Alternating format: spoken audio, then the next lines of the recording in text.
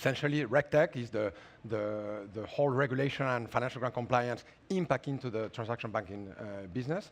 And RegTech, well, we've heard a lot this week that RegTech plays a major role. There are RegTech factories having a way helping the industry industrialize financial crime compliance. And we've seen that RegTech is booming in many different ways. Obviously, Diana will tell us more about the number of billions invested into the RegTech industry, but it's close to 5 billion over the past 4 years. And yes, as I said, it is great to have her here because she's an authority. She actually has proven it with facts. And she created a company just 3 years ago, launching a software platform to address regulatory data. And 3 years later, she's in the top 50 fintech, profitable startup, which is also important. So without further ado, Diana, can you please join us on stage? And so one of the things that I wanted to do with you guys this morning was to really demystify what RegTech was all about, right? So how do you make sense of RegTech? Like Javier was saying, it's a huge movement. There's a lot of people talking about it. So really trying to understand overall what it really means to be, one, a RegTech, but also what it can mean for the industry, and also for the people here who are buyers or maybe vendor solutions themselves to really have a good think about how this movement effectively will affect their businesses in the long run. So when you are a RegTech, you should really ask yourself for breakfast, lunch, and dinner, how do you prevent the next financial crisis? This is really where everything started. When it comes to RegTech, you're always talking about the financial crisis and the consequences of the regulation that came afterwards. And the reality is that the only way forward is regulation. And for us as a company, when we started, this approach of basically trying to avoid arbitraging the regulation, to stop trying to avoid it, but actually instead to embrace the regulation was just starting. So we've really been able to ride the wave, I guess, of support or in trying to use more regulation to the advantage of your own companies. And that's been very exciting. So the question then you have to ask yourself, because you're trying to prevent the next financial crisis, and regulation is the answer for that, is fundamentally, what do the regulators want? What are they really asking from the industry? Where are they really trying to go? What is the spirit of the rule? And it's all about data. They fundamentally want to know your data. They want to know who is the next Lehman Brothers. They want to be able to supervise and compare from one financial institution to the other what is actually going on in the industry. So the thing with data, right, so regulatory data, this very crucial information for the industry, when you think about the pre-crisis kind of environment, you're really looking at a very one-dimensional flow of data between the different departments, between your systems. The regulation was really an afterthought. It was not something that you had to really think or plan too much for. Since the crisis, obviously, now the regulation itself is basically really requiring this data flow to go from one system to the other, let alone from one department to the other. And so this approach of just putting one script on top of one script to get this data to flow doesn't really work.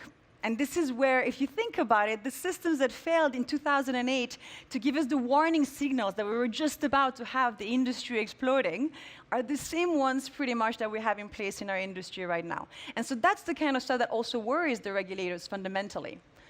So when you think of it, RegTech, what the regulation is really asking for the industry is actually quite good.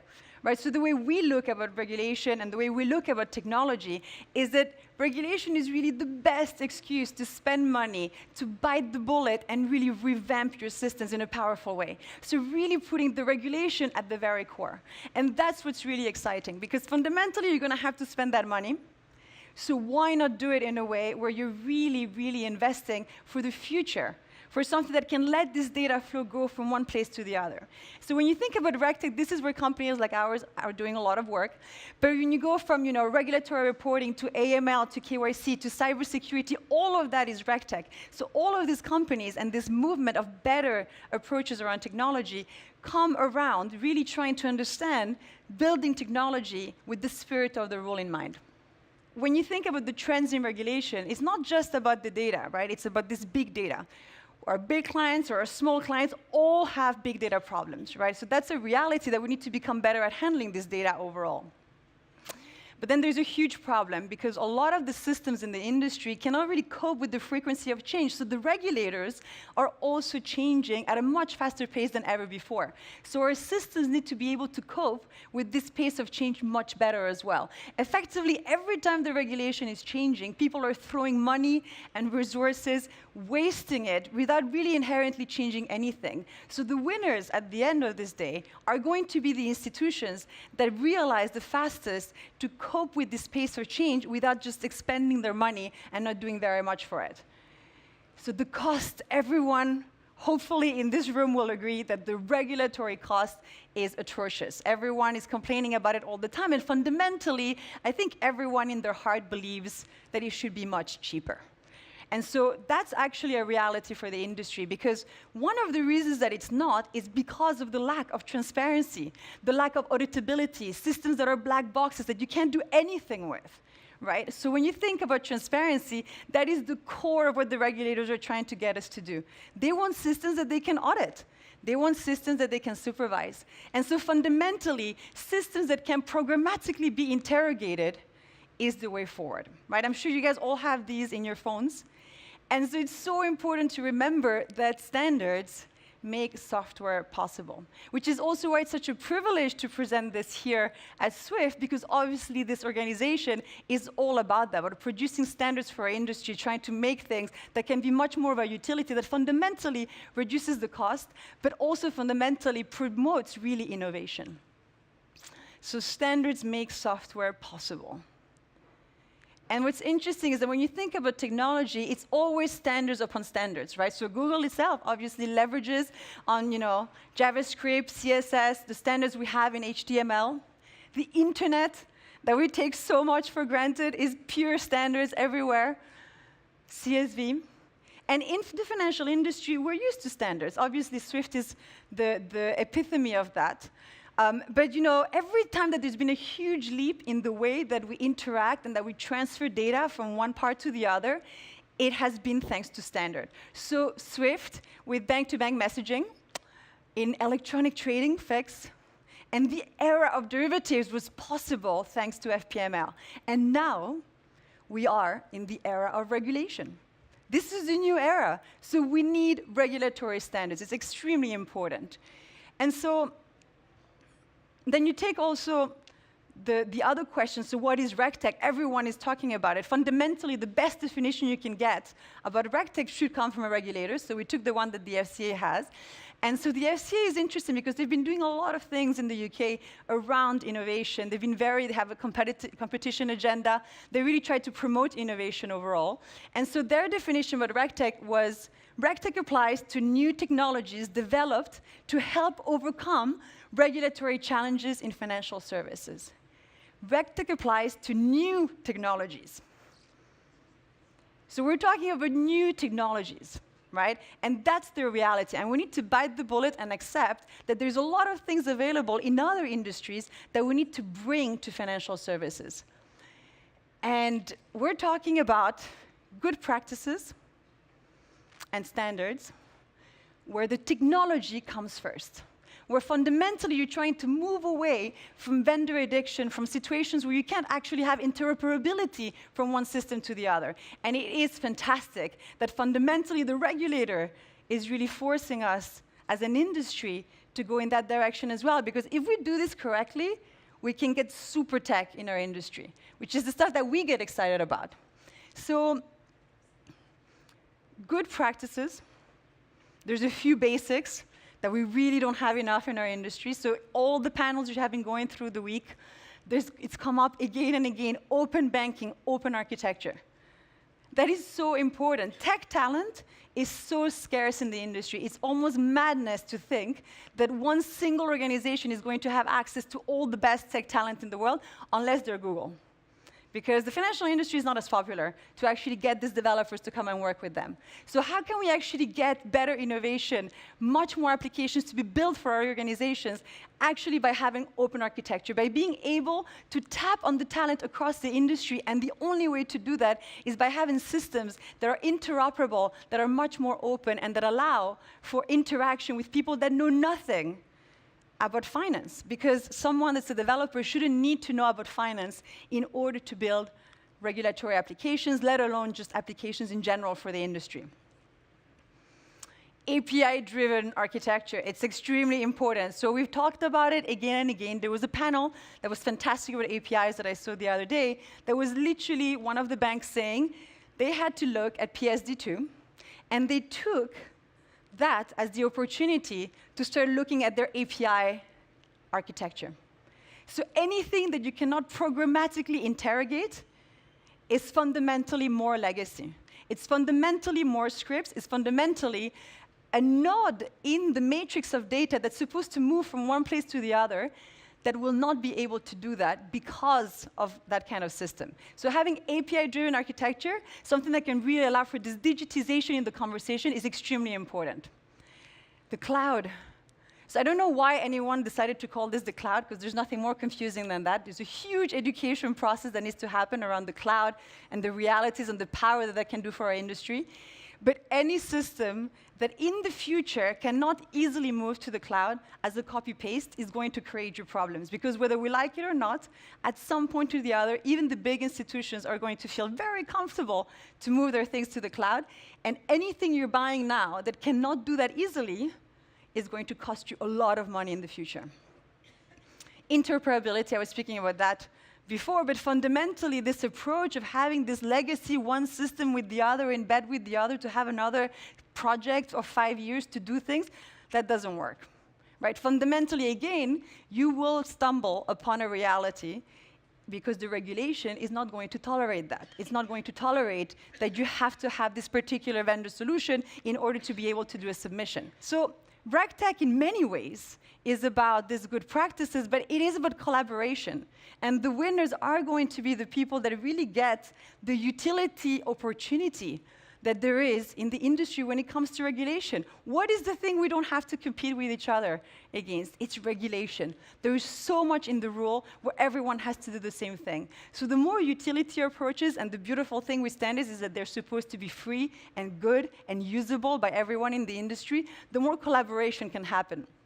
So in the UK, for example, one of the first times that RegTech was mentioned was in the FinTech Future. So it was actually a document that was produced by GoScience.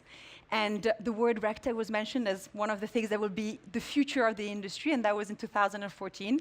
We participated in that, so it was obviously a great privilege as a young company to really be part of those conversations from the beginning. But you see that there is more and more these conversations around International RegTech Association, European Cloud Alliance, effectively bodies that are really trying to lobby in a powerful way to regulators as well, to legislation, to actually get better things for the technology space. And so collaboration versus this too big to fail kind of conversation is actually quite important, because even the solutions that will win are going to be the ones that are the most interoperable, that are the most collaborative, that are the ones that, you know, are not closing themselves because they think they're too big to fail. Because I think if there's anything we've learned from the financial crisis is that everyone can be too big to fail. The other thing is obviously around data standards. Fantastic work, obviously, always done by Swift. We actually started a project in financial regulatory data standards with the European Commission. And so, again, it's not about reinventing the wheel. So we leverage on all this wonderful work that's done by institutions like Swift, LEIs, but we try to translate it into a format that can be used by developers. So the reason that it's been quite successful is because we need a format that developers that don't know anything about finance can actually use to create tech. Right? So the guys who created City Mapper or Journey Planners or all of that stuff, they don't know anything about a bus, but they can still create the app. Right? So it's a bit crazy that in our industry we think that people need to know so much more to create technology when we have such a scarce resource of developers. So standards are very important because they allow this. And eventually, I'm hoping, if at some point properly the regulators listen to us, we will end up with them also putting things in formats that are much more digital, that can actually be consumed by pure developer kind of practice. And the other thing is publishing standards. So we lobby heavily on that because it's almost a tragedy what you find in the industry with people copying and pasting the links where they have to actually click through in order to actually find what regulation they're supposed to apply for the next month. And then when that changes, nobody knows that it's changed. And all of these things are extremely manual again. So publishing standards is a funny one because it could be extremely easy to put in place. And what we're finding interesting is that with our interaction with regulators, from when we started the company to where we are now, everyone has a fintech team, if not even a RegTech team. So it is quite exciting to see that the responsibility the regulators have in this change is also something that they're taking seriously, or at least they're listening, which is already a good place to be. But from the FCA to the Singaporean authority, the Australian regulator, these have probably been the ones that have been the most upfront about trying to look closely at innovation. But there is loads of things that are happening across the industry, of course, in Canada as well, and the European Central Bank. So it's really exciting because fundamentally, the spirit of the rule is not just for the other side of the coin. It's not just for the financial institutions. It's also the opportunity for the regulators. And some people have started speaking about subtech for supervisory technology. I'm not sure if that's the best word for it, but they're going with it. But effectively, it is what can technology do for the supervisors? What can technology do for the regulators themselves, right? And so then, what is really exciting, right? What I find overall very exciting with technology is that it almost doesn't matter who you are. What matters is the fundamental of what you're delivering to the industry, the technology you're delivering to the industry. So when you think about RegTech, the objectives of RegTech and why it's so important, right, is because you're really trying to get to this improved regulatory data matrix. So where this data, and if you remember the drawing of this matrix of data that had to go from one place to the other, well, that's not a dream anymore. That's actually a reality that becomes something possible. Because technology now can actually do that. The problem is that we don't have the right equipment to do it in our industry, right? And so you're really trying to get to this flow of information because quality, controls and governance on financial institutions is a must. It's a requirement. We cannot turn our back to that because of 2008, where you're trying to really get comparability for supervision, right? How are the regulators supposed to know there is another Lehman Brothers if they cannot compare from one bank to the other what they're actually doing?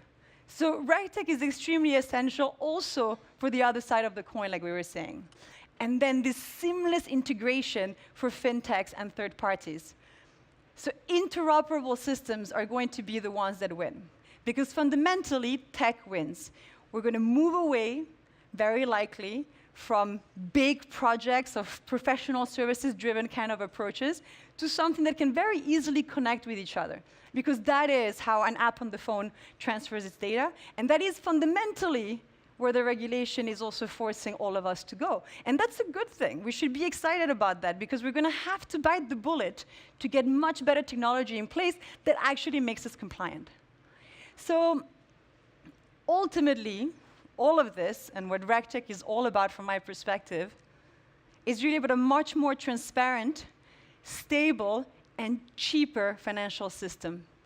Cheaper financial system for the consumer, having better access to better technology, simply because it's actually possible. Simply because it's finally possible to create better technology for financial services. So fundamentally, I really think that we need to embrace the RegTech movement. It's a revolution. I'm obviously very excited, as you can see, about what's happening to our industry, because it also has meant that a company like ours that started from nothing can be something. Right? And that's what innovation is all about. Because one of the things that I think sometimes we miss in financial services is that we think that people have to have been around for a long time to deliver value. And actually, those companies that have been around for a long time should learn much better to play with the smaller and younger companies because they are nimble, because they are agile, and fundamentally, they can really create good point solutions to problems that are very hard to create in big organizations. So in the worst of cases, when you collaborate with a young company or a fintech or a RegTech, you're really looking at an opportunity to get much cheaper R&D than what you could be doing. So looking at these opportunities and what interoperability and open systems can actually do for the industry, the innovation it can bring, the movement of better tech that it can bring for financial services, and taking that seriously is very important, and thinking and realizing that regulation is fundamentally the best excuse to free ourselves from legacy systems is also very exciting.